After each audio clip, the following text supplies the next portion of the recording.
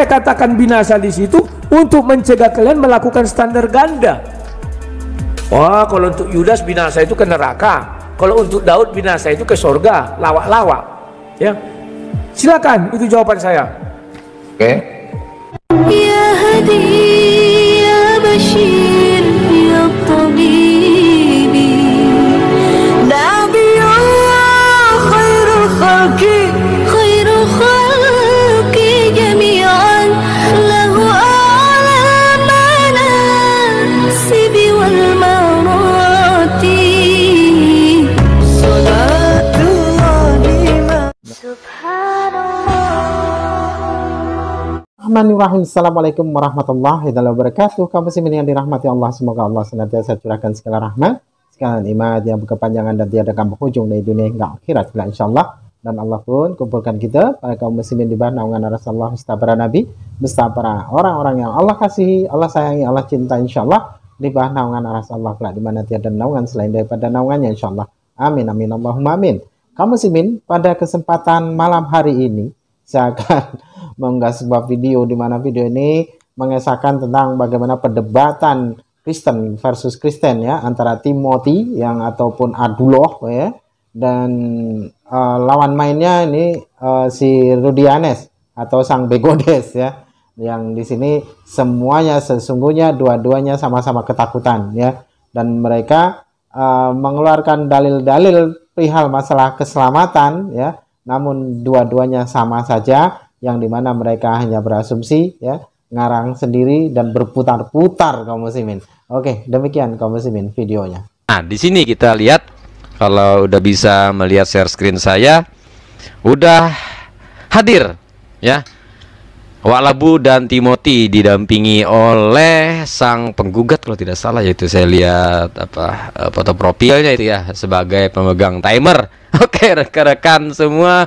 saudara-saudaraku yang ada di live chat ya, kita tunggu apakah perdebatan ini akan berjalan mulus ataukah akan kacau. Saya sih menanti kekacauan sebenarnya, karena saya melihat sangat seru. Oh, ini hampir mulai ya, hampir dimulai. Oke, kita langsung saja bergabung, kita saksikan bagaimana perdebatan Oten versus Oten ya, Walabu versus Timothy. Selamat menyaksikan. Ya, sang debater sini memang orang sang fenomenal. Selo kawannya. Bahwa di dalam pernyataan saya mengatakan Raja Daud itu menuju neraka dan Salomo juga menuju neraka. Tapi malam ini kita khusus berbicara tentang Raja Daud. Saya sudah gali di dalam Bible, memang tidak ditemukan satu kata bahwa Raja Daud akan ke surga apa ke neraka, ya kan? Maka saya melihat dosa yang dilakukan Raja Daud memang ada dosa yang sangat fatal. Dia mengambil Bathsheba itu ya, dan dia kena kutuk bahwa seumur hidupnya keturunan Raja Daud ini akan selalu bertemu pedang dan pedang, bahkan sampai hari ini. Kemudian dari Bathsheba juga lahirlah Salomo, ya kan? Ya, atas dosa-dosanya tersebut memang ada dikatakan bahwa Tuhan tidak melihat kesalahan itu ya kawan-kawannya, tetapi yang dapat hukuman adalah anaknya, dan ya anaknya itu mati.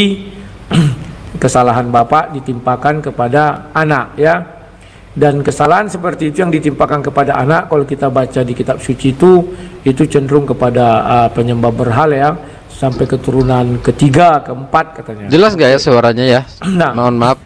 Di sini saya kawan-kawan dengan jelas dan tegas mengatakan kenapa saya mengatakan Daud itu menuju neraka. Ya, yang pertama, upah dosa adalah maut. Itu yang pertama ya. Bahwa Daud meninggal, mati, dan dia berdosa. Yang kedua, saya mengatakan bahwa Daud ini tidak diselamatkan atau tidak masuk surga karena pada masa itu belum ada penebusan dosa ya. Dahulu memang mereka sesuai hukum Musa mempersembahkan hewan. Kita tidak tahu apakah ketika dia mempersembahkan hewan itu lantas mati, kan kita nggak tahu. Tetapi Alkitab mengatakan dia mati bukan ketika menyembelih hewannya sebagai pengganti penebusan dosa. Itu yang kedua. Yang ketiga, bahwa jalan keselamatan pada masa itu belum ada. Itulah sebabnya Tuhan Yesus diturunkan. Tujuannya untuk apa? Agar ada kebangkitan daging dan hidup dan jalan menuju sorga. Zaman Daud jalan menuju sorga, zaman perjanjian lama maksud saya, diterangkan hanya 2 orang, Henok dan Elia. Henok dan Elia di situ dia memang terangkat ke sorga. Maka saya mengatakan mereka tidak berdosa. Tidak, karena upah dosa adalah maut, dia tidak dimakan oleh si ular tua.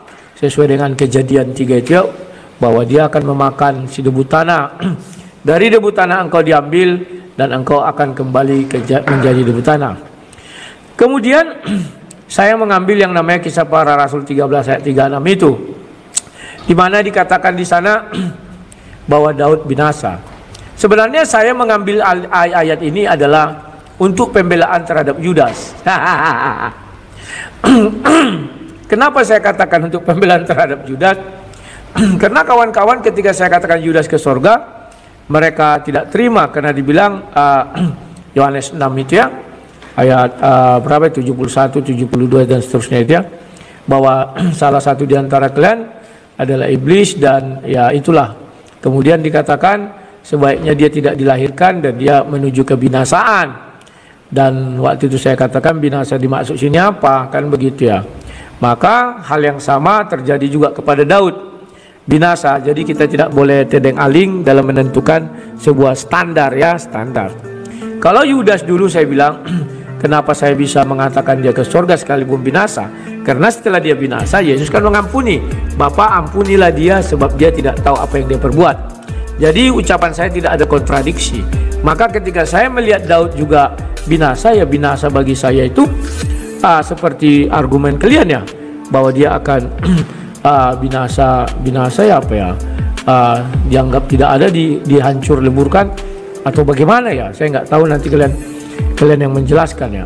Nah, alasan yang berikutnya adalah bahwa ketika Yesus turun dalam kerajaan maut, memang tidak dijelaskan di situ Yesus menyelamatkan Daud, tetapi dikatakan di situ pada zaman Nuh 1 Petrus 2 itu ya, betul dia diselamatkan, turun menginjili. Kemudian dijelaskan lagi di Matius 27 ayat 50-an itu ya, bahwa dia membuka penjara orang-orang soleh ya, maksudnya bukan penjara, sorry, orang-orang soleh bangkit. Kalimat soleh di sana adalah kalau bisa dikatakan orang suci, orang baik, atau orang-orang hidup benar, atau boleh dikatakan imam, nabi-nabi, imam-imam, mungkin begitu ya. Nah, apakah Daud orang soleh? Saya tidak melihat kesolehan di dalam Daud karena satu dosa itu. Sama dengan Adam. Adam tidak pernah dikatakan soleh hanya gara-gara dosa sedikit. Adam tidak pernah berzina. Adam tidak pernah melakukan dosa apapun selain hanya menyentuh buah pengetahuan itu ya kawan-kawan ya. Ya, itu yang bisa saya sampaikan. Lebih dan kurangnya ya silakan. Oke, makasih Pak Rudi Yohanes. Oke, malam hari ini kan begini diskusikan santai, enak anak-anak Tuhan. Oke ya, Pak Timothy mungkin ada mau sampaikan. Sang penggugat sudah hadir nggak ya? Aduh, sang penggugat sudah penggugat? Hadir. Oke, siap. Oke, silakan Pak Timothy. Tolong silakan. Nah, kalau sudah selesai langsung bilang silakan ya. Pak Timothy. Mutnya Pak, mutnya. Ya, sudah. Putus. Saudara, RY sudah belum? Sudah. Putus Pak, putus. Coba. Satu, Oke. mic. Iya, saya juga putus Pak, ini suara kurang jelas, putus dari tadi. Suara saya jelas nggak Pak? Sudah mulai jelas, sudah. Oke, sudah. Suara Silakan. saya jelas Pak? Sudah. Oke ya. Oke ya, terima kasih ya Salam dulu. teman-teman semua di room, di live chat ya. Dengar Pak? Dengar Pak, sudah dengar. Halo? Sudah dengar Pak. Ya, oke ya. Masih sejahtera dari Allah. Dengar Satu sebentar, tunggal. Pak Timothy, Buat kita. bisa dengar saya Pak? Buat kita semua ya. Pak Kedengaran, Timothy Pak? sudah bisa dengar saya Pak? Sudah bisa dengar Pak? Sudah bisa Pak ya? Ya, sudah bisa. Oh, ya karena signal agak gangguan di Pak Timothy. Ya. Oke, baik. Silakan. Oke. Ya, terima kasih Pak Bom ya dan teman-teman semua ya. Damai sejahtera dari Allah Tritunggal buat kita semua. Oke, sebelum ini saya agak panjang ini saya ya, supaya saya kalau berbicara by data ya, tidak melebar ke sana kemari ya. Kita fokus ke Ya. sini aja, ke Daud ya. Kita jangan ke Yudas ya. Kita biar sedikit agak terarah ya. Ya. Oke, dasarnya saya mengomentari. Bisa diputaran dulu videonya sebentar, Pak Bom. Dari situ nanti saya menjadi kekayaan saya dalam memberikan argumen. Jadi saya ada data dan fakta dari saudara Erie. Oke. Bisa dicuplik dulu videonya. Yang video yang panjang ya, yang ini ya. Yang masalah APR ya. Boleh ya? Oke, saya putar. Dua-duanya aja sekalian, dua-duanya aja. Saya sebentar Pak Bom, itu nggak usah diputar. Bom sebentar, Bom. Instruksi. Ya, siapa? Itu nggak perlu Oke. diputar karena kita Diputar, ini menjadi saudara Rudy Yohanes, jangan dulu bro. Ini kita menjadi diskusi mulai. supaya saya Mulai. dasarnya gitu loh bro. Tolong Ya, silakan Pak ditertibkan Bom. itu. Oke. Kita sudah Oke, sudah. hadap-hadapan. Ya. Kita sudah hadap-hadapan, kasihkan aja argumen. Ya, silakan Bom. Oke. Sudah ada Slow. dasarnya saya mengomentari gini, saudara Rudy Yohanes, setelah dulu bro. Sudah hadap-hadapan. Saya memberikan Kita sudah argumen hadap-hadapan. berdasarkan argumen dari saudara Rudy Yohanes mengatakan bahwa neraka. Jadi Argumenku tadi saya kan ada sudah. Sebentar. Saya ya sudah itu kasih dikuatkan argumen dengan tadi. video. Jadi Itu supaya saja komentar. santai saja bro. Nggak usah. Ini kan juga Nggak video. usah. Oke. Nggak usah. Sebentar Rudy Yohanes. Tolong Oke, Pak tegas. Ini Rudy. videomu. Tolong tegas, Bom. Nggak apa-apa Satu, kalau tiga, kamu satu. misalnya mempertanggungjawabkan Satu, video itu satu. benar apa tidak. Satu. Tidak apa-apa bro. Sabar. Dulu, bro. Ya silakan. Bom. Sabar. Dua. Tolong Sabar, tegas, tolong sabar. tegas. Sabar ya Pak Timothy. Oke. Tidak perlu, Oke. langsung aja argumenku seru. dilawan Begini, dengan argumen. sebentar Itu Pak sudah Rudi bisa ada. dengar saya. Saya bicara dulu Pak Rudi ya. Bisa, Begini. silakan, tegas. Begini Pak Rudi, begini. Oke. Pak Rudi begini, ini kan pernyataannya Pak Rudi masalah kisah para rasul 13 ayat 36. Jadi Pak Timothy mau kasih pemaparan, putar videonya sebentar aja biar Nggak Pak usah. Timothy bantah. Tadi saya Pak juga Timothy sudah bantah. memaparkan itu. Sebentar Pak Bom, Anda harus tegas. Kalau tidak hitungan Ya, ketiga ya. saya keluar. Hormati itu loh Saya Rudy menghormati. Yohanes. Hormati Saya gitu loh. menghormati. Kan ada di sini Saya juga Jadi ya. aturan main bagaimana nih? Aturan Itu main bukan bagaimana? video orang lain gitu loh, Bro. Kita diskusi santai. Saya sudah Kamu yang kasih tidak argumen santai, kenapa kamu agak bahwa ketakutan gitu loh, Rudy Yohanes? Saya nggak takut. Saya sudah Ah, tidak. argumen. Begini. Satu. Oke. Makanya Satu. biarkan Ya. video itu diputarkan gitu loh, Rudy Yohanes. Oke. Udah begini. Ini mau diskusi nggak? Pak, sebentar. Ya. Begini Makanya Pak Rudi tanya, ya. mau diskusi Begini. nggak? Saya Oke, sudah ada loh begini di Pak Rudi. sini. Oke. Begini Pak Rudi. Ya, argumenku lawan. Oke, begini Pak Rudi. Lanjut. Begini Ya. supaya enak. Siap. Kan Pak Timothy tadi kan haknya Pak Rudi Dua. Kelihatan Eh. Pak Bom tidak bisa menjadi hakim yang bagi. Baik, dua. Diam dulu kamu Rudi, biarkan itu Dua. mediator apa sih Pak Bom yang Hakim yang mengarahkan bagus. acara ini. Oh, saya disalah. Jadi diputar dulu Kita videonya, sudah nanti sepakat, kita Bom. berargumen gitu loh. Santai aja saudaraku. Pak Timothy diam Jangan dulu. ada Diam dulu. Matikan Diam aja, dulu. matikan aja mic-nya. Sudah, saya udah mood. Jadi begini ya, kalian dengar berdua ya, mood ya dua orang ya. Nah, dua orang yang mood. Begini, ini kan mau diskusi ya. Masing-masing menunjukkan paparan. Ya paparan kan masing-masing punya hak masing-masing. Pak Rudi silakan menunjukkan pemaparan. Pak Rudi silakan Pak Timothy, masing-masing kan punya hak. Namanya diskusi kan masing-masing punya hak. Jadi ini kita bukan menjelekkan, kita menyampaikan semua pernyataan Timothy. Nanti saya akan juga putar Pak Timothy punya pernyataan. Pak Rudi boleh sampaikan bahwa Pak Timothy menyampaikan tentang saya. Izin Saya Pak akan Bom, putar. sudah 3. Ya, silakan. Anda tidak bisa berdiri di tengah Pak Bom. Saya keluar. Maaf saja. Rudy Yohanes.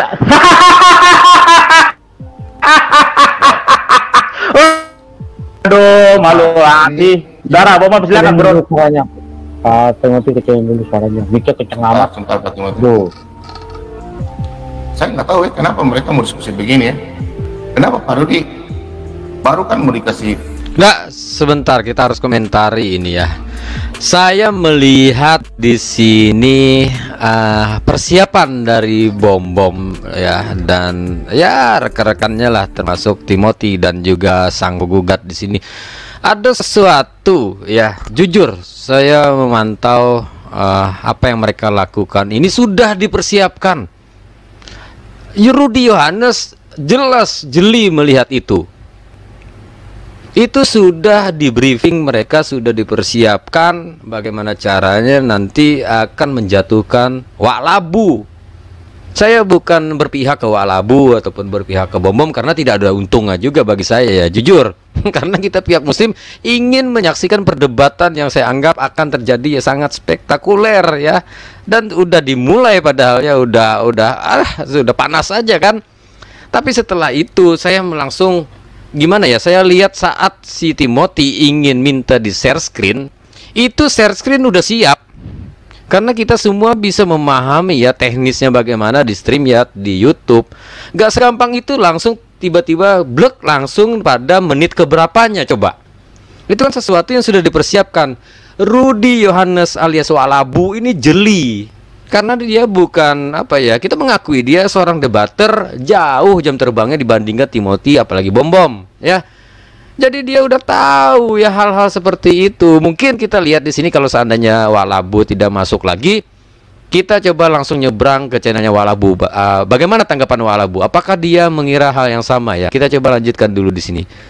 Benar-benar ini sesuatu yang recehan saya rasa ya, tindakan-tindakan seperti ini, persiapan yang untuk menjatuhkan lawan debat seperti ini secara apa ya, berkelompok ya, bisa dibilang seperti itu. Karena padahal yang berdebat satu lawan satu, moderator menengahi di situ. Tapi kok malah udah mempersiapkan bahan seperti itu untuk menjatuhkan salah satu pihak. Oke, kita coba lanjutkan dulu ya. Ya, saya rasa ada sesuatu mau video itu ya. Dia kenapa? Apa keluar, brother? Coba Pak, kita setel coba. Ya kan masing-masing punya hak kan, kita kan masing-masing punya Pak Bom hak. kenapa dia keluar ya? Saya juga nggak tahu. Kan Rudy sudah menyatakan dia punya pemarah. Sekarang kan Pak Timothy punya hak. Pak Timothy silakan. Kenapa sampai Pak Timothy ini? Kan kita mau putar video pernyataan. Ya. Loh, kenapa kita mau kan kita harus menyampaikan ini kan framing mereka ya. Nanti kita nyebrang langsung ke channelnya Wak Labu, kita dengarkan dulu di sini. Saya pantau satu perangkat saya lagi di channelnya Wak Labu ya. Kan gara-gara pemaparan. Entar dulu Pak Timothy. Saya tidak membela siapa, sabar loh. Karena pernyataan Rudy Yohanes makanya kan harus dibantah oleh Pak Timothy. Nanti Pak Timothy punya video juga, Pak Rudy Yohanes bantah. Baru kita dialog santai. Betul nggak? Atau Pak Timothy dan Pak Rudy diskusi tempat lain aja ya, brother Bom enggak ya? Pak Rudy dan Lupa saya share screen-nya. diskusi tempat lain aja udah ya. Ya, kalau ini ya. Lupa share screen-nya.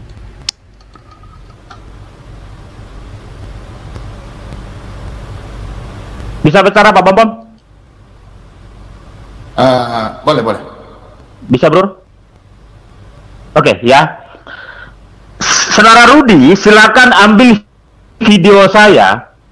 Mau Anda putar 5 jam tidak apa-apa.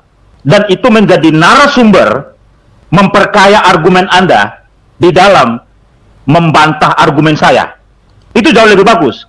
Jadi berdiskusi bukan hanya secara literasi, tetapi juga bisa dalam bentuk video yang ada ujub nyatakan semua argumen kamu silakan. Ya, mau dalam bahasa apapun silakan. Nah, saya tadinya mengambil video itu adalah untuk memperkaya bahwa apa yang Anda katakan dalam video YouTube Anda, bahwa Raja Daud itu masuk neraka jahanam. Nanti berdasarkan video yang saya cuplik itu, ya, nanti saya dari situ berangkat dari situ, atas dasar itu saya memberikan dalil dan argumen. Itu baru mantap.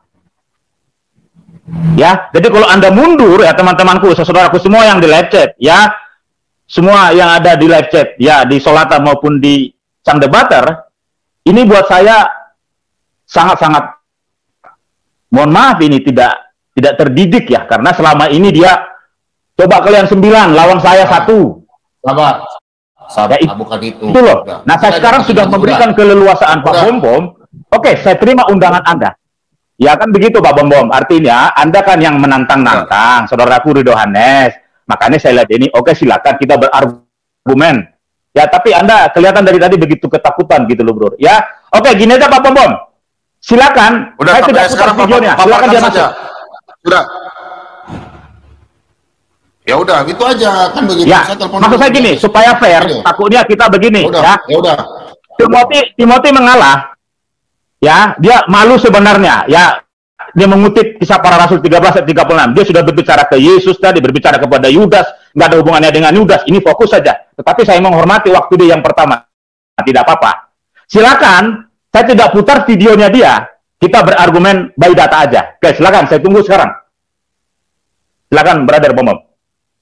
Jadi saya mengalah, ya artinya Pak Timothy yang saya Anda bicara Pak. sampaikan Oke ya. selama ini saya Nggak lagi. usah putar video, langsung paparkan aja udah ya. Biar nanti netizen yang menilai ya. Ya udah minta maaf ya Pak Timothy ya. Pak Rudi Yohanes juga saya sudah minta maaf. Jadi kalian diskusi aja akademik, oke? Oke, ya, saya juga mantau di channelnya Walabu. Ternyata Walabu mau ya diajak kembali ke channelnya Bom Bom untuk melanjutkan perdebatan ini. Oke, kita tunggu sebentar lagi dia masuk ke channelnya Bom Bom ya. Saling meminta maaf di situ ya. Kita saksikan lagi bersama-sama ya trik mereka apa lagi nih dari komunitas Bom Bom ini ya. Oke, kita share screen kembali. Bentar, saya pantau dari Walabu apakah dia udah masuk. Oh, ternyata belum ya. Dia masih apa? Memantau dari luar. Dia ingin mengetahui apa yang terjadi saat dia keluar dari roomnya Bom Bom. Kita lanjutkan dulu. Nggak usah minta maaf Pak Bom Bom, itu tidak perlu. Dia justru dia minta maaf lah. Nah, saya ini kan hamba Tuhan. Nah, maksudnya saya minta Tuhan sama semua pemirsa semua. Silakan, Bro. Ya, jadi Pak Timothy, Pak Rudi Ya. saya sudah undang Silakan dia kembali. masuk. Kalian diskusi akademik saja, oke? Tidak usah putar video, nggak usah menyinggung pribadi, nggak usah lah. Pokoknya nanti netizen Ya. yang menilai, oke? Kan netizen juga sudah nonton videonya, ya?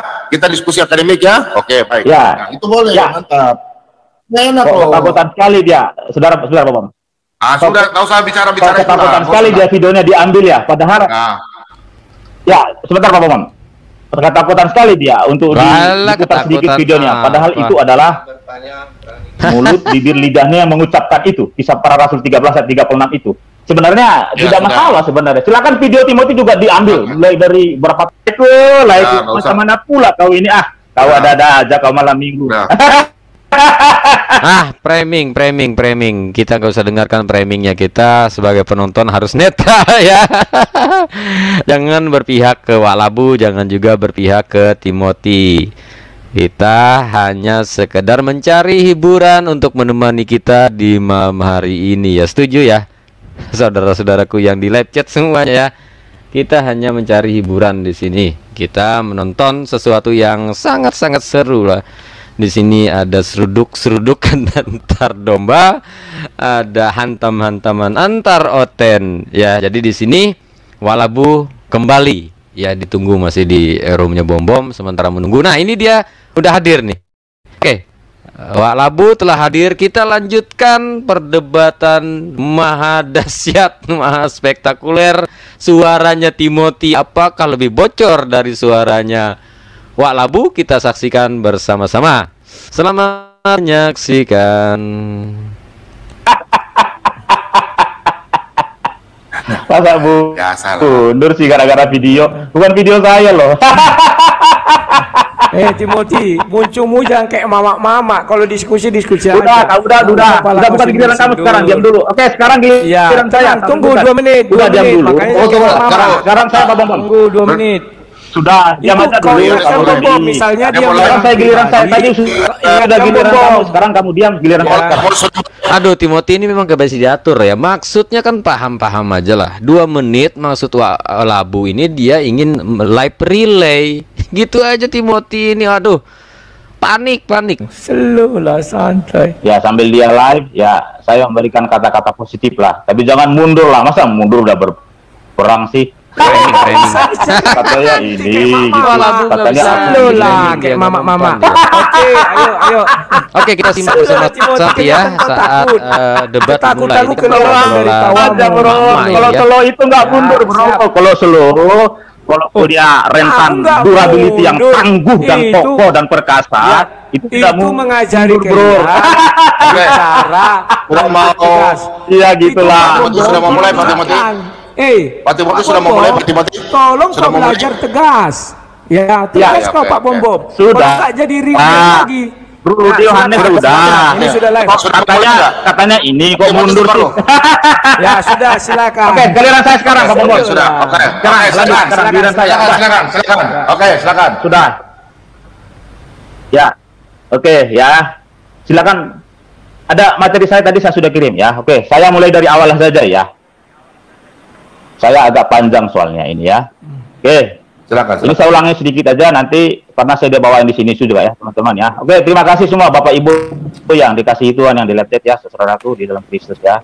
Kita hanya sharing saja ya, kita hanya berdiskusi elegan, berdiskusi baik, berdiskusi sopan ya. Oke.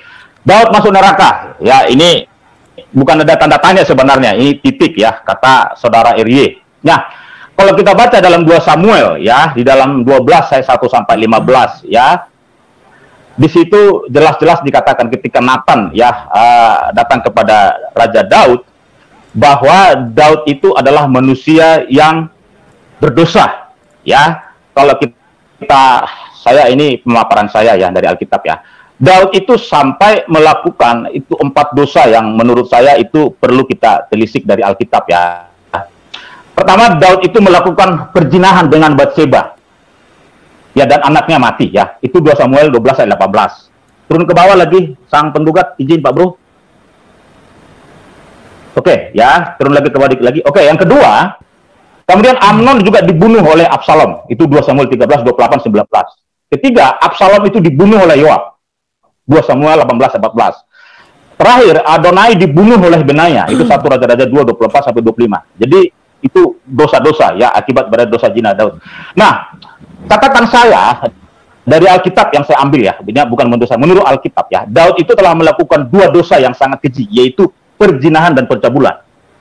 Seharusnya Daud itu dihukum mati karena dia telah melakukan dan melanggar hukum Taurat. Tetapi Nathan ya ngomong kepada dia, kau tidak dihukum ya. Catatan saya menunjukkan bahwa Daud itu telah melanggar paling tidak 5 dari 10 perintah Allah. Itu perintah ke-6 ya, dia membunuh. Kemudian juga ya yang kedua adalah dia melakukan perzinahan, itu perintah ke-7.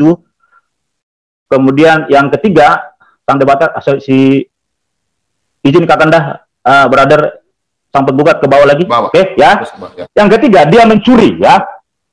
Telah mencuri, itu perintah ke-8. Dia telah berbohong dan menipu ya, perintah ke-9, dan dia mengingini perintah ya, mengingini yang bukan miliknya, termasuk itu si istri Uria itu ya, si Batseba itu. Oke teman-teman, nanti kita sebelum masuk kepada Kisah Para Rasul 13:36, saya rangkum dulu ini. Berdasarkan rangkuman ini ya, nanti saya memaparkan bahwa Daud itu masuk neraka, masuk surga. Ya, nanti baru kesimpulan ya di sesi kedua. Nanti kita eksegesis Kisah Para Rasul 13:36. Nah, apa yang dilakukan oleh Daud itu merupakan penghinaan atas nama Tuhan ya, terhadap Tuhan. Mengapa engkau menghina Tuhan dengan melakukan yang jahat di matanya? Ya, di atasnya masih, bro, di atasnya tadi, ya. Masih di atas tadi, sang penggugat. Ya, itu di dalam 2 Samuel 12 ayat 9 sampai 10, ya. Oke, ya. Kemudian selanjutnya teman-teman yang dikasihi Tuhan ya di live chat, Daud itu sadar akan dosanya itu. Nanti kalau kita baca di dalam 2 Samuel ayat 13, Daud berkata gini, ya kepada Nathan, aku sudah berdosa kepada Tuhan. Ya, raja yang besar itu mengakui bahwa dia berdosa kepada Tuhan. Ya, tetapi ya lebih dari 9 bulan Daud diam dan menutupi dosanya. Sekarang dia mengakui dosanya kepada Tuhan. Ya di dalam 2 ya tadi ya 13 ya. Nanti teman-teman bisa baca ya. Saya highlight aja. Kemudian juga pengakuan ini adalah awal dari pertobatan dalam kehidupan Daud. Itu yang diungkapkan dalam Mazmur 51. Teman-teman nanti bisa baca di Alkitab ya, di smartphone teman-teman di live chat ya, baca dalam Mazmur 51. Ini adalah pengakuan dosa Daud. Ya, saya highlight aja, saya tidak ambil semua ayat-ayatnya teman-teman. Ya, dalam ayat 2 dikatakan, kasihanilah aku ya Allah menurut kasih setiamu. Jadi kalau ada orang berkata, Daud berdosa enggak? Berdosa. Sangat berdosa, melakukan kekejian di mata Tuhan. Tetapi apakah dengan dosa yang diperbuat Daud itu, dia tidak bertobat? Kan itu masalahnya. Kalau ada yang berkata, Daud berdosa. Sudah katakan tadi, berapa hukum Taurat dilanggar oleh dia. Ya, tapi apakah dengan keberdosaan, dosa yang dilakukan oleh Daud, dan itu dicatat di Alkitab. Alkitab itu sangat jujur. Semua dosa yang dilakukan oleh raja-raja, para nabi dan segala macam, itu ditulis dalam Alkitab. Tetapi yang menjadi pertanyaan kita sebagai anak-anak Tuhan, anak-anak rohani, ya, apakah dengan keberdosaan Raja Daud ini membuat dia masuk neraka jahanam? Kan begitu?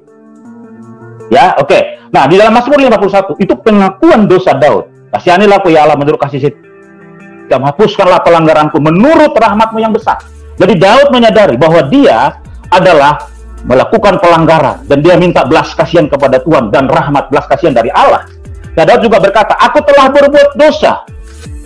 Ya, dan Daud juga dipulihkan di dalam pengakuan dosanya itu. Nah, bisakah dosa kita pulihkan? Bisa. Dosa Daud, apa yang dilakukan itu sangat berat. Dia berzina, kemudian juga dia membunuh. Dia juga membunuh orang yang setia kepada kerajaan Israel. Daud sangat berdosa. Tetapi dosa sebesar apapun, jika kita tulus, ya, kita mengakui, dan dosa itu kita tinggalkan, Tuhan itu Maha Pengampun. Allah yang berbelas kasihan itu, Allah Elohim di dalam Kristus, dia nggak mengampuni dosa Daud. Ya, nah, Daud itu sungguh-sungguh bertobat kalau kita baca di dalam Mazmur 51 dan juga Mazmur 5 dan Mazmur 6. Ya, jadi Daud itu juga orang yang berkenan di hadapan Tuhan.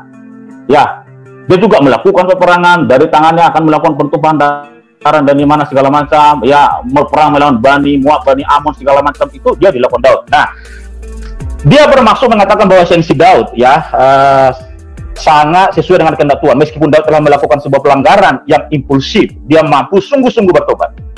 Dalam catatan Alkitab bahwa Raja Daud itu berbuat dosa, dia berdosa kepada Tuhan. Ya, di dalam Mazmur 6, 4 dan 6 dikatakan, bebaskanlah jiwaku, selamatkanlah aku.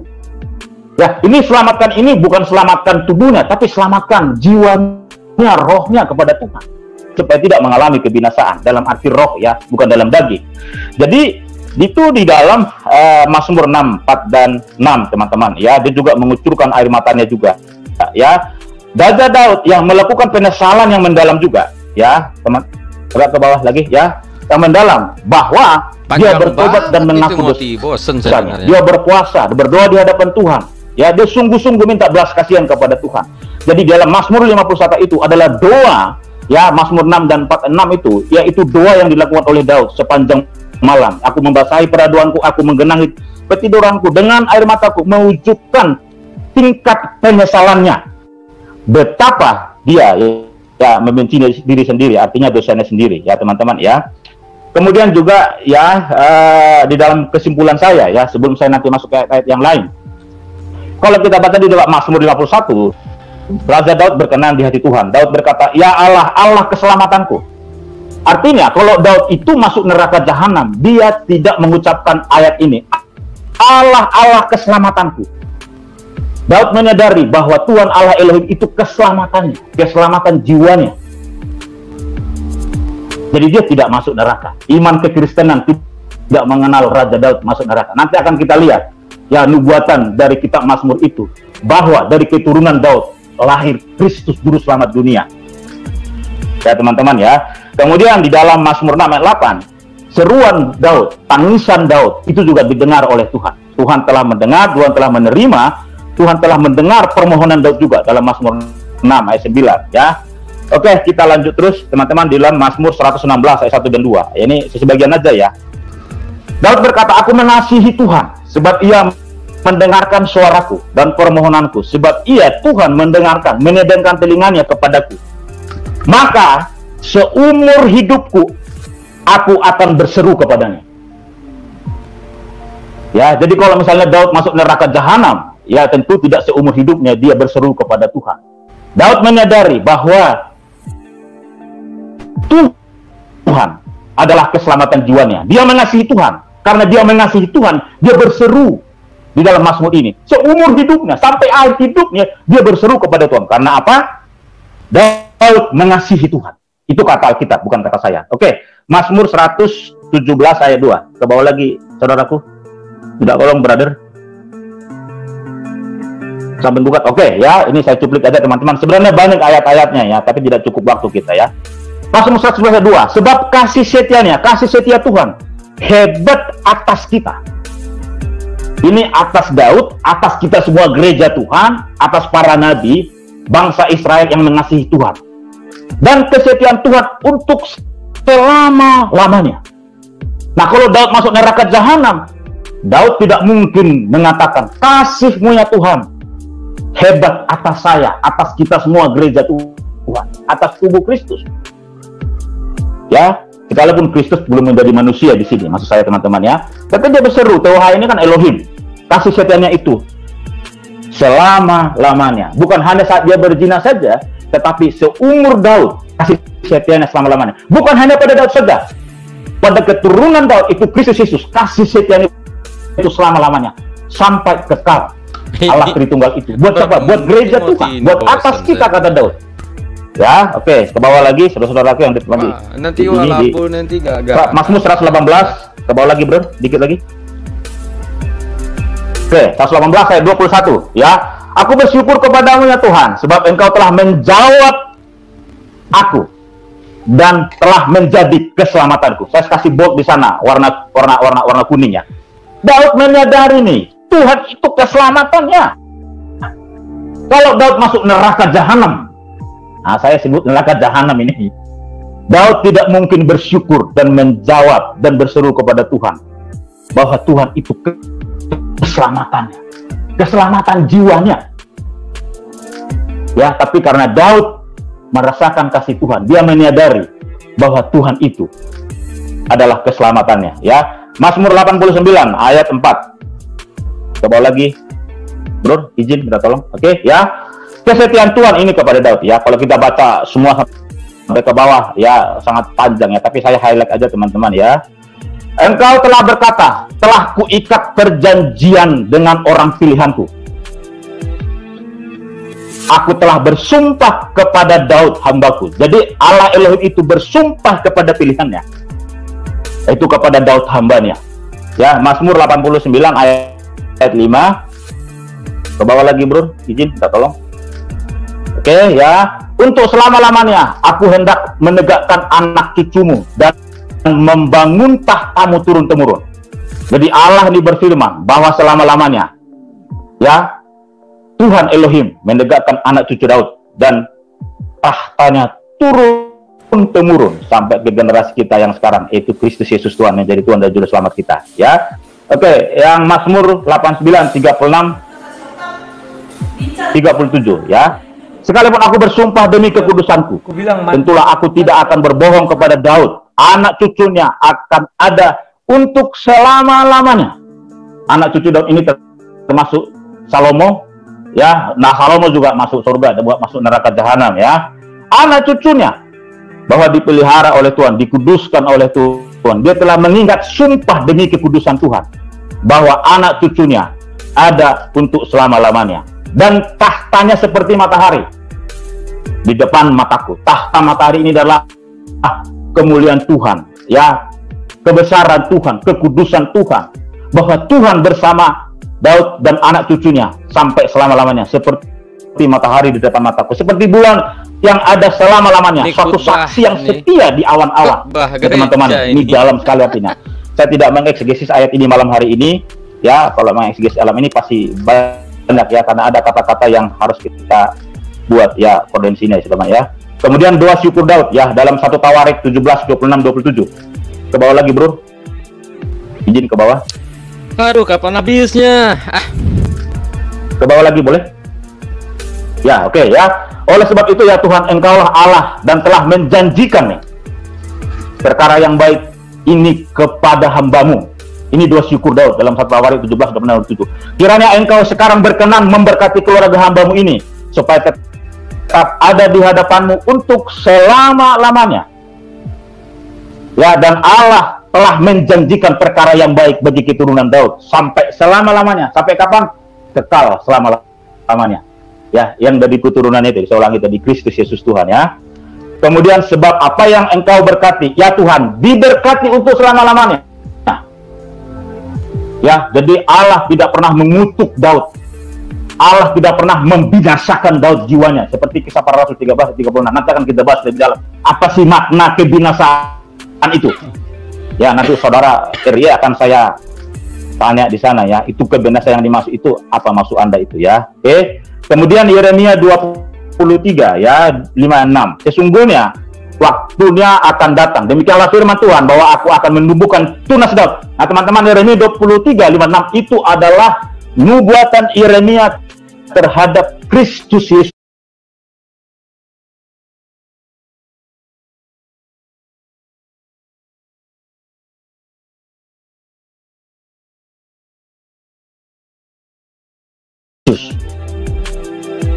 Ya, tunas adil bagi Daud ini adalah Yesus Kristus Tuhan. Ya, saya sudah highlight di sana yang warna kuning. Kristus akan memerintah sebagai raja. Kristus adalah kebijaksanaan. Kristus adalah keadilan. Kristus adalah kebenaran. Ya, saya tidak ada waktu untuk memberikan ayat-ayat ini di dalam perjanjian baru. Tapi ini adalah nubuatan Kristus. Artinya, dari tunas adil bagi Daud, Kristus ada. Tuhan dan Juru Selamat kita. Tidak mungkin ya Daud itu masuk neraka jahanam, teman-teman. Ya, iman kekristenan tidak mengenal itu. Ya, dan itu yang harus kita luruskan malam hari ini ya.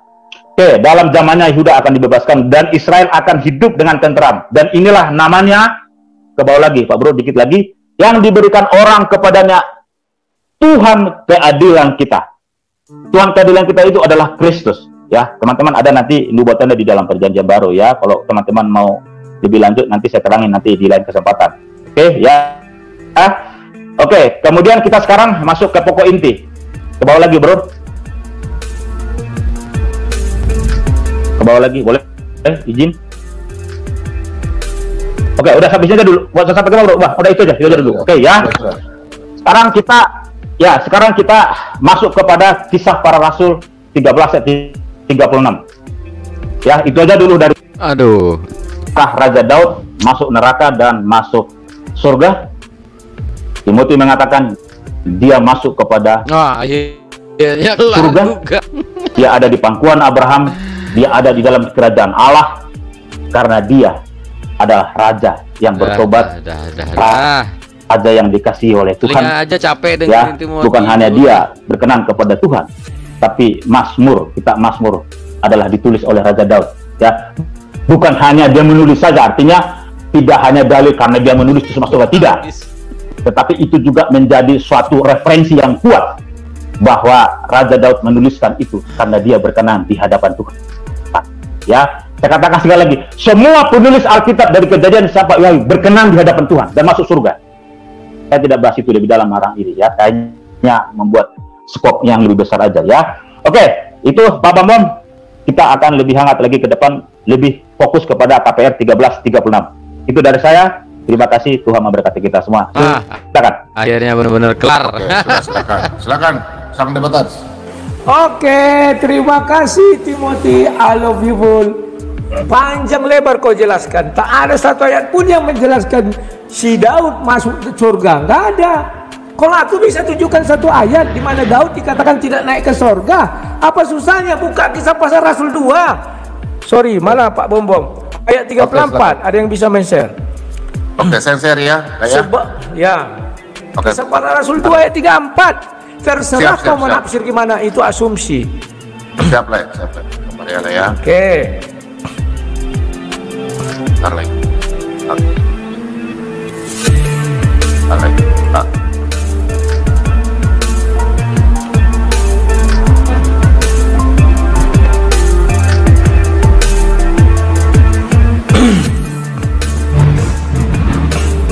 Yang ini ya, inilah ya. Ya, kubacakan. Oke, boleh baca. Daud, ayat 34. Oh, 34. Kisah Para Rasul 2, Kisah Para Rasul 2 ayat 34. Oke, sebentar lagi. Bentar lah ya. Dua ya. Kita para Rasul 34. Yang ini kalau Ya, sebab bukan Daud yang naik ke surga. Titik. Sebab bukan Daud yang naik ke surga. Mau apapun translate kau buat, mau apapun asumsi kau buat, mau apapun eksegesis yang kau bilang atau hapan tu belau. Sebab bukan Daud yang naik ke surga. Ada bukti bahwa Daud tidak akan ke surga. Sementara kau tidak bisa membuktikan Daud naik ke surga. Hanya asumsi, oh dia bertobat, maka dosanya diampuni, dia masuk surga. Untuk apa Yesus datang? Kalau pertobatan bisa membawa orang ke surga. Paham itu. Mereka mati, terkurung di dalam kerajaan maut, tidak bisa bangkit, tidak bisa naik ke surga, padahal sudah bertobat. Kalau memang dia tobatnya diterima dan suci, dia seperti Henok dan Elia, tidak punya dosa lagi di bumi. Tapi faktanya dia mati. Mati upah dosa adalah maut. Paham itu. Kalau memang pertobatan bisa membawa kau ke surga, tidak usah kau sembah Yesus. Kenapa saya katakan memang Daud menyembah Yesus? Tidak. Dia bertobat. Buat apa Yesus mati di kayu salib? Paham itu. Oke, kemudian kalau kamu mau mengatakan orang yang dipilih Tuhan masuk surga, hanya satu di dalam Alkitab. Itu adalah orang yang berdosa, ya. Orang yang disalib di sebelah Yesus. Dan itu kenapa dia masuk surga? Karena ada jaminan. Dia sudah pembunuh. Kau bilang, wah Daud melanggar hukum ke-8, ke-6, ke-7, 9. Kau pandai mengatakan itu. Tapi kau tidak tahu bisa memberi contoh siapa yang sudah ke surga. Hanya orang yang disalib di sebelah Yesus. Kenapa dia ke surga? Karena Yesus yang menjamin. Mana jaminan untuk Daud? Daud, hari ini engkau dan aku bersama-sama di kerajaan surga. Nggak ada. Itu masih dalam tataran asumsi kita. Kalau saya nggak asumsi, ayatnya sudah bilang, sebab bukan Daud yang naik ke surga, malahan Daud sendiri berkata, Tuhan telah berfirman kepadaku, sudah duduk di sebelah kananku sampai kuat musuh-musuhmu menjadi tumpuan kakimu. Ini adalah Yesus. Yesus yang naik ke surga, Daud tidak. Yang ketiga, kamu mengatakan bahwa Daud itu Yesus adalah keturunan Daud. Aduh, mimpi. Yesus itu bukan terlahir dari hubungan pernikahan atau bukan terlahir dari hubungan badan, di mana bertemu sel telur dengan sel sperma. Paham itu. Andai kata Yesus betul-betul 100% keturunan Daud, Yesus mati pasti masuk ke dalam kerajaan maut, tidak bisa keluar. Karena dia adalah keturunan si daging. Kejadian 3 ayat 15. Aku akan mengadakan permusuhan antara keturunan perempuan ini melawan iblis. Mana ada keturunan laki-laki di dalam diri Yesus? Kau ngarang-ngarang. Kalimat yang dimaksud di situ, kenapa dikatakan putra Daud atau keturunan Raja Daud? Karena bapaknya Yusuf betul bapak duniawinya. Pahami. Jangan kau mengatakan Yesus itu keturunan Daud seperti kau Timothy punya bapak punya mama terus jadilah kau. Tidak. Yesus dari sorga. Kemudian Yesus tidak akan terlahir dari penjahat, keluar spermanya masuk ke orang suci. Nggak akan terjadi itu. Jangan kalian membuat dosa ya, seolah-olah Yesus itu betul 100% sperma Daud atau DNA Daud ada sama dia. Enggak. Nah, yang lucunya, ya Daud berzina, Daud begini, tapi kan di dalam dosanya dia minta ampun. Takutku nanti orang gara-gara ucapan-ucapan seperti ini, orang akan berzina sambil bilang, yes God, Yesus, Yesus, Yesus, sambil berzina. Kan bisa saja banyak kita lihat film-film itu. Oh yes God, oh no yes God. Kan lawak-lawak, dosa tetap dosa. Kalau kau mau membilang Daud ke surga, argumenmu nggak kuat karena semua asumsi, tafsir. Sementara saya ayatnya ada, bukan dia yang naik ke surga. Artinya dia nggak ke surga, di luar surga. Di mana di luar surga? Pada hari akhir hanya ada 2 tempat, surga dan neraka. Lanjut, keturunan Daud sudah. Ya. Nah, jadi dengan apa dosa Daud dihapuskan? Belum bisa kau jelaskan. Pada saat itu belum ada penebusan dosa. Maka dia mati, dia masuk neraka. Aku bilang, kenapa? upah dosa adalah maut, dan saat itu belum ada penebusan dosa seperti kematian Yesus, tetapi dengan potong hewan. Kan begitu. Kalau sekarang misalnya kau uraikan pun dari Sabang sampai Merauke, tak ada satu kalimat, Daud, engkau dan aku hari ini di Firdaus, kalau itu ku sembah kau Timothy. Aduh, maafkanlah aku, memang aku salah. Tapi karena tidak ada tafsirmu bisa kau tafsir, tafsirku juga bisa ku tafsir. Jangan kau larang-larang aku menafsir.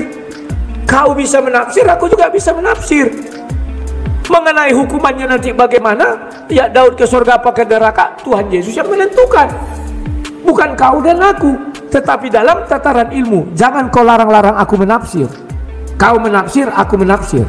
Sekarang kita berlaga. Mana tafsirmu yang mengatakan Daud ke surga? Gak ada. Banyak kali kau uraikan ayat, dan aku satu ayat ku bilang, bukan Daud yang naik ke surga.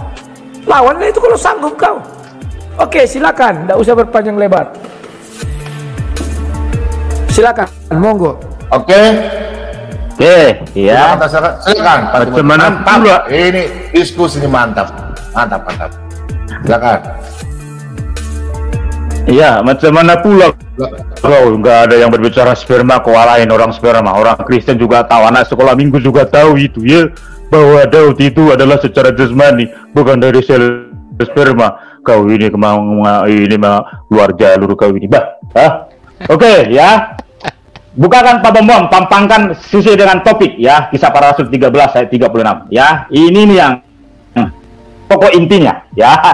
Teman-teman baca di itu ya, di headline-nya kita, di topiknya itu adalah Kisah Para Rasul 13:36. Ya, kita akan eksegesis pokok inti. Oke, ya. Macam mana pula kalau bicara-bicara sperma di sini, orang Kristen juga sekolah minggu itu nggak percaya itu, Oke, ya. Maksud Anda ini apa ini? Coba mengatakan ya dalam video tadi yang hendak kita putar sebenarnya, tapi Anda keberatan. Dari mulut bibir lidah lidahmu, ya. Rudi Yohanes mengatakan Daud masuk neraka. Kamu mengatakan dalam video nggak usah ayat banyak-banyak. Itulah teman-teman, sebenarnya tadi kalau kita videonya, saya itu punya data. Saya artinya ngomong nggak sembarangan. Artinya saya berargumen, saya merespon, ya, saya memberi tanggapan atas video itu. Itu bukti sebenarnya.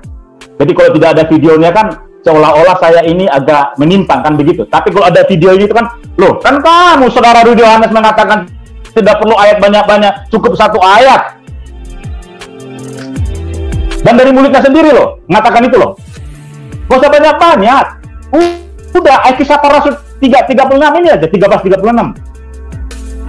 Itu sebenarnya video tadi yang saya cuplik ya. Tapi kalau teman-teman mau membuat video ini lebih utuh, silakan, ada di YouTube-nya. Asal ini jangan dihapus saja. Ya, supaya tidak ketahuan bohongnya. Ya. Sekarang Kisah Para Rasul 13:36. Apa dasar saudara Rudi Yohanes mengeksegesis ayat ini? Mencopot ayat ini, memenggal ayat ini. Ya, mengutip hanya ayat ini. Anda berkesimpulan bahwa Raja Daud masuk neraka jahanam. Silakan. Oke, silakan. Tampangkan di situ terus Pak Bom. Tampangkan di situ. Siap. Bro, aduh. Ya, silakan. Saudara Yohanes eksekusi ayat ini, silakan. Ya diamlah, aku udah dari tadi di sini. Ya, silakan bro. Ya, silakan. Silakan. Mute kau. Silakan. Tadi ku mute biar jangan lancar mulutku. Iya, tak usah bilang-bilang silakan, slow lah. Ya. Jadi kawan-kawan, oke, dia bilang video itu nanti kalian tonton utuh ya. Kalau kalian tonton utuh, ada aku bilang, wah ini satu saja, dia sudah keteter, belum lagi yang lain. Aku kan punya senjata lain, ku bilangnya, yang masih ku simpan ya.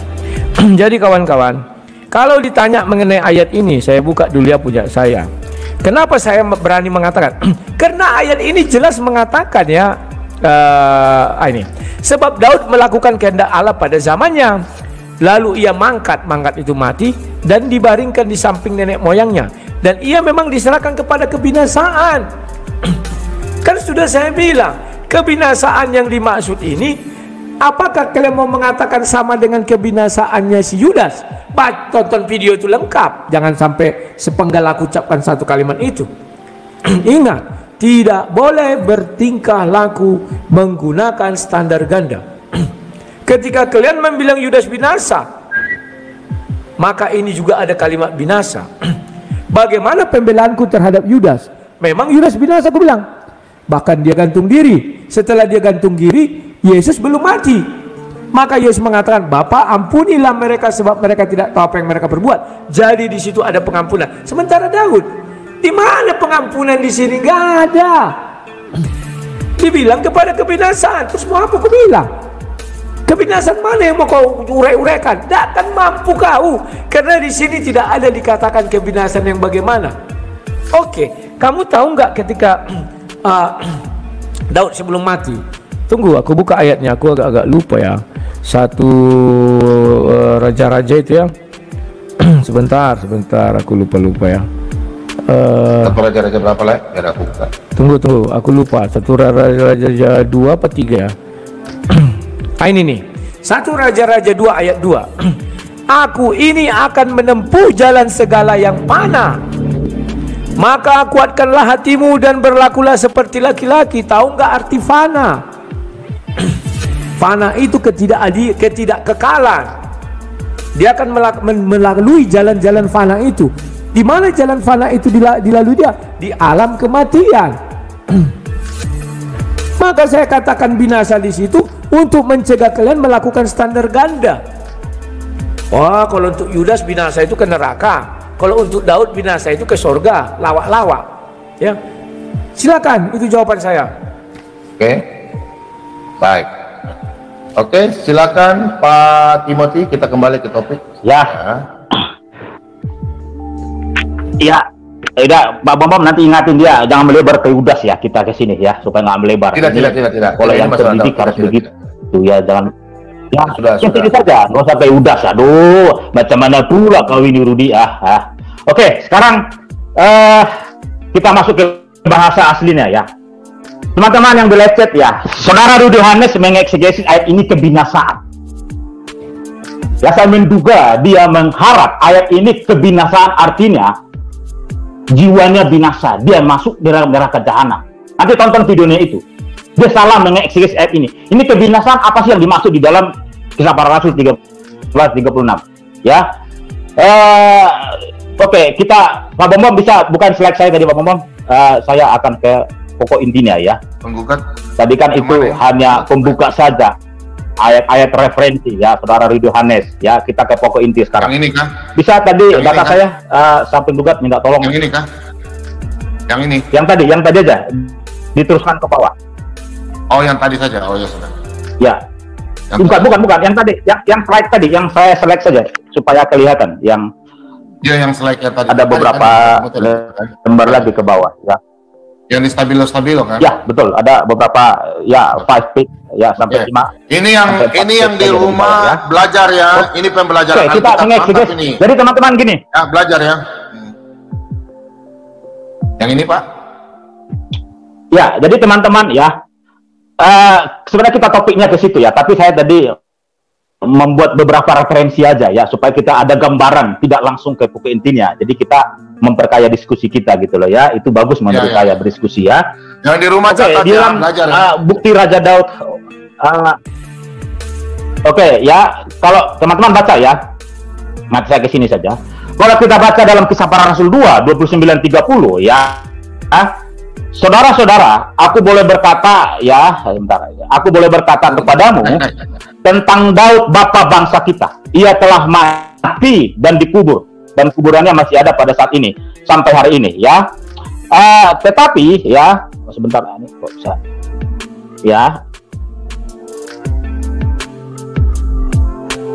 ya, oke. Tetapi ya, Daud itu adalah seorang nabi juga, bukan hanya sebagai raja. Ya, ini kita baca di Kisah Para Rasul. Ya, kalau nggak salah ini Kisah Para Rasul, nanti kita baca perikopnya itu Petrus yang ngomong ya. Dan ia tahu bahwa Allah telah berjanji. Jadi Daud itu juga adalah seorang raja dan seorang nabi. Itu di Kisah Para Rasul ya. Ia akan mendudukan seorang dari keturunan Daud sendiri ke atas tahtanya. Oke, ke bawah lagi sampai gugat. Ke bawah lagi, bro. Ya, yang di dalam Lukas saja. Oke ya. Kalau kita baca dalam terjemahan baru ya, perjanjian baru, Lukas 13:28. Ya. Di sanalah akan, ini masalah keselamatan ya, itu lebar dan apalah pintu itu masuk ke neraka, ke neraka ya, sempitlah jalan segala macam. Nanti baca satu perikopnya supaya kita dimakan konteksnya ya.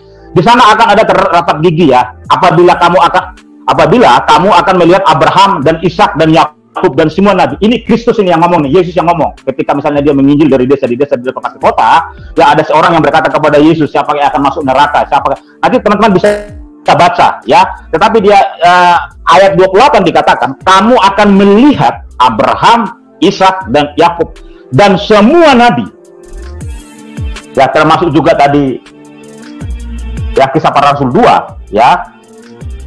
Raja Daud itu juga raja dan nabi. Bahwa semua nabi di dalam kerajaan Allah. Ya, semua nabi itu ada di dalam kerajaan Allah, teman-teman. Ya, termasuk nabi-nabi kecil di dalam perjanjian baru ya. Perjanjian lama. Maaf teman-teman, perjanjian lama.